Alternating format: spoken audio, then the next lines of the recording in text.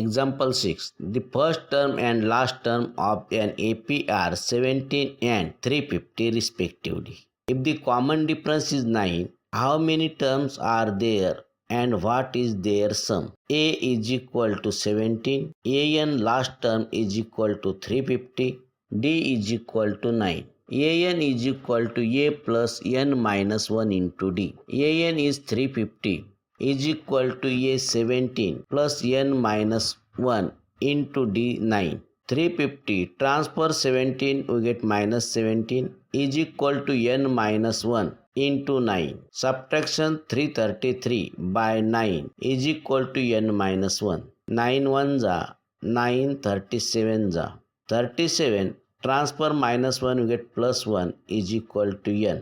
Therefore n is equal to 37 plus 1 38.